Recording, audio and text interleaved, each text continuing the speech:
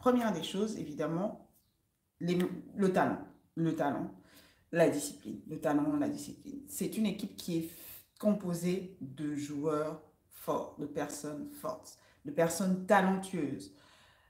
C'est important le talent, c'est important de savoir travailler sur son talent parce que des fois on a l'impression qu'on n'est pas talentueux. Non, c'est pas qu'on n'est pas talentueux. Des fois c'est juste qu'on ne travaille pas assez pour que notre talent s'exprime.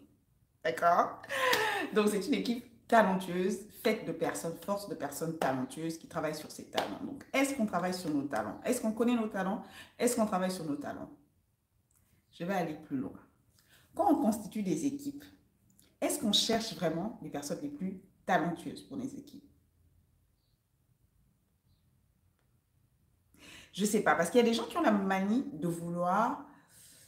euh, de vouloir prendre dans leur équipe des personnes qui sont moins intelligentes, moins fortes qu'elles. Comme ça, elles seront les leaders. Mais l'idée, c'est pas ça. L'idée, c'est de monter, c'est d'y aller, de réussir ensemble. Donc, l'idée, c'est de aussi avoir des personnes fortes dans ton équipe. Parce que les personnes fortes dans ton équipe rendent ton équipe plus forte. Da. Les personnes fortes dans ton équipe te poussent vers le haut. Parce que si tu sais que tu dois te surpasser tout le temps, à chaque fois quand tu viens, si tu es un investisseur, j'allais dire un entrepreneur, et que tu sais que dans ton secteur, bon, souvent, pas toujours, mais souvent les entrepreneurs, c'est des gens qui se lancent parfois à créer des entreprises dans un secteur dont ils n'ont pas forcément l'expertise. Pas tout le temps, souvent.